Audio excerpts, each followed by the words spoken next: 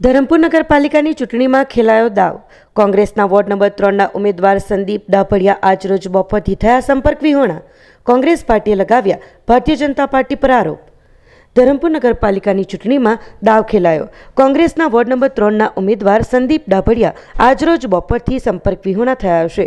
કોંગ્રેસ પાર્ટીએ ભારતીય જનતા પાર્ટી પર આરોપ લગાવ્યા. સત્તા પક્ષ પાસે સામ દામ દંડ ભેદ કંઈ પણ કરી શકે છે.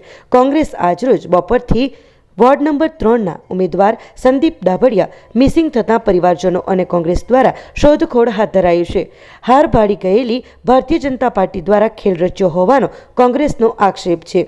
ધરમપુર નગરપાલિકામાં વર્ષોથી રાજ કરતી ભારતીય જનતા પાર્ટીએ પોતાના હરીફ ઉમેદવારને ગાયબ કર્યા હોવાની ધરમપુર શહેરમાં ચર્ચાઓ ફેલાઈ છે. ધરમપુર કોંગ્રેસના મહામંત્રીએ પત્રકાર પરિષદ યોજી માહિતી આપી.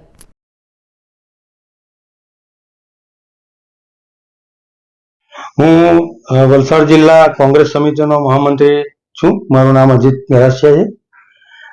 અમે છેલ્લા જે દિવસથી ઇલેક્શનની જાહેરાત થઈ તે દિવસથી અમે જહેમત ઉઠાવી અને અમે ધરમપુર નગરપાલિકા વિસ્તારમાં અમે અમારા પાર્ટીના ઉમેદવારો ભેગા કરી અને 23 જેટલા ઉમેદવારોનું અમે ફોર્મ ભર્યા.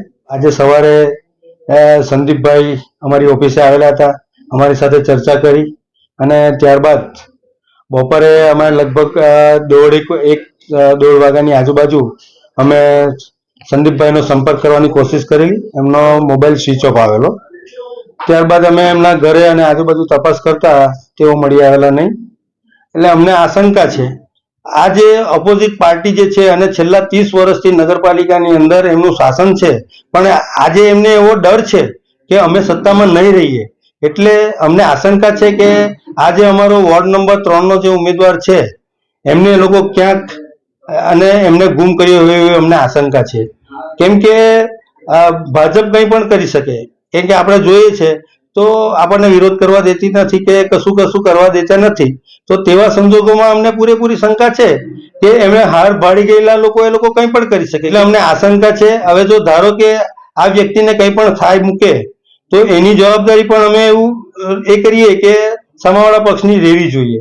અને પોલીસ તંત્રને અમારું નિવેદન છે કે કોઈ અનિચ્છનીય બનાવ ન બને અને તેની તકેદારી રાખી અને અમારા જે મિસિંગ ઉમેદવાર છે એમને પ્રોટેક્શન આપવા માટે એ કંઈક કરે. એમણે વોર્ડ નંબર 3ની અંદર પછાત વર્ગના ઉપર એમણે ઉમેદવારી નોંધાવેલી. એમનું નામ સંદીપભાઈ છે. આપણી સંકલ્પ ન્યૂઝ ચેનલને સબસ્ક્રાઇબ અને લાઇક કરો, બેલ આઇકન દબાવો જેથી આવનાર ન્યૂઝ અપડેટ્સની નોટિફિકેશન આપના મોબાઈલ પર સૌથી પહેલા પહોંચે. Like, subscribe and share the video.